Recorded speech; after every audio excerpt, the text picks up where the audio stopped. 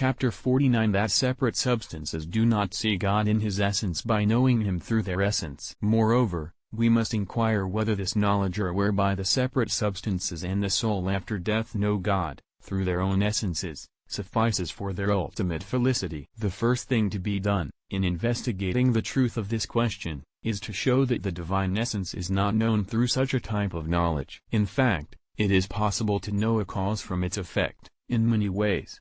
One way is to take the effect as a means of finding out, concerning the cause, that it exists and that it is of a certain kind. This occurs in the sciences which demonstrate the cause through the effect. Another way is to see the cause in the effect itself, according as the likeness of the cause is reflected in the effect. Thus a man may be seen in a mirror, by virtue of his likeness. And this way is different from the first. In fact, in the first way there are two cognitions, one of the effect and one of the cause, and one is the cause of the other, for the knowledge of the effect is the cause of the knowing of its cause. But in the second way there is one vision of both, since at the same time that the effect is seen the cause is also seen in it. A third way is such that the very likeness of the cause, in its effect, is the form by which the effect knows its own cause. For instance, suppose a box had an intellect, and so knew through its form the skilled mind from which such a form proceeded as a likeness of that mind. Now, it is not possible in any of these ways to know from the effect what the cause is, unless the effect be adequate to the cause, one in which the entire virtuality of the cause is expressed. Now, separate substances know God through their substances, as a cause is known through its effect, not, of course, in the first way, for then their knowledge would be discursive, but in the second way, according as one substance sees God in another, and also in the third way, according as any one of them sees God within itself. Now, none of them is in effect adequately representing the power of God, as we showed in Book 2.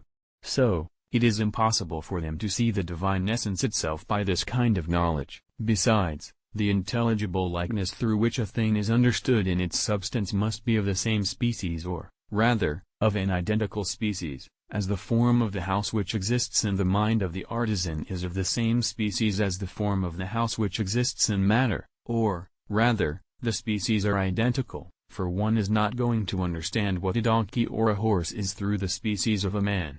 But the nature of a separate substance is not the same in species as the divine nature, not even the same in genus, as we showed in Book 1.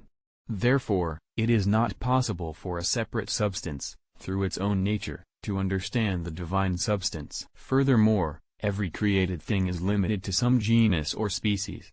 But the divine essence is unlimited, comprehending within itself every perfection in the whole of existing being, as we showed in Book 1.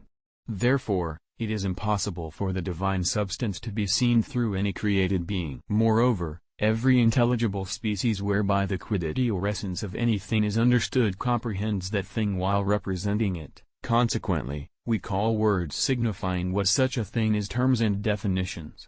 But it is impossible for a created likeness to represent God in this way, since every created likeness belongs to a definite genus, while God does not, as we explained in Book 1. Therefore, it is not possible for the divine substance to be understood through a created likeness. Furthermore, divine substance is its own existing being, as we showed in Book 1. But the being of separate substance is other than its substance, as we proved in Book 2. Therefore, the essence of a separate substance is not an adequate medium whereby God could be seen essentially. However, a separate substance does know through its own substance that God is, and that he is the cause of all things, that he is eminent above all and set apart from all, not only from things which exist, but also from things which can be conceived by the created mind.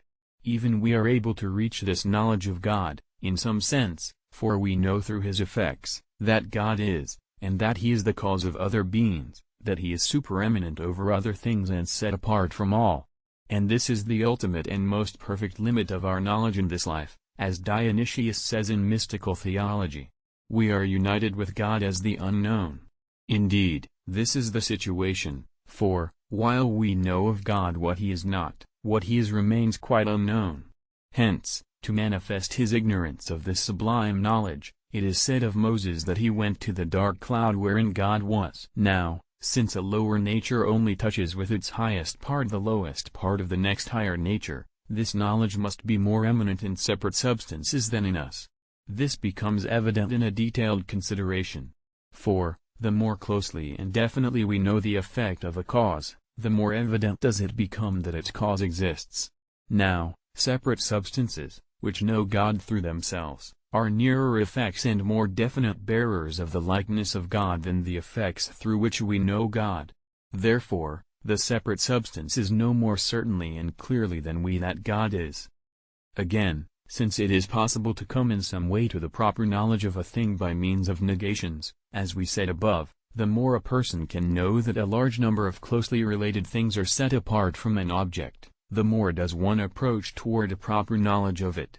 For instance, one approaches closer to a proper knowledge of man when he knows that he is neither an inanimate, nor an insensitive, being than when one merely knows that he is not inanimate, even though neither of them makes it known what man is.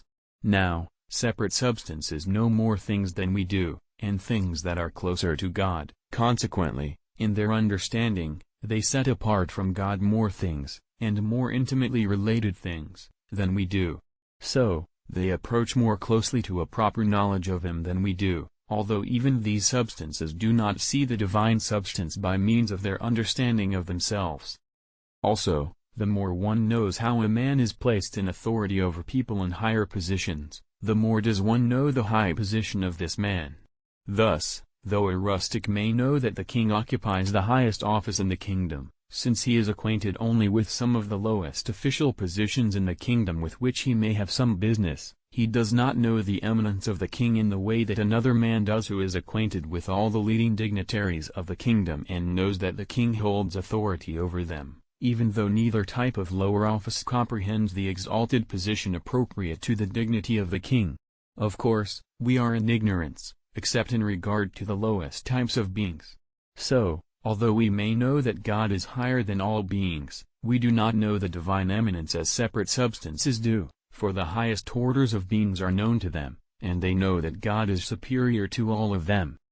Finally, it is obvious that the more the large number, and great importance, of the effects of a cause become known, the more does the causality of the cause, and its power, become known. As a result, it becomes manifest that separate substances know the causality of God, and His power, better than we do, even though we know that He is the cause of all beings.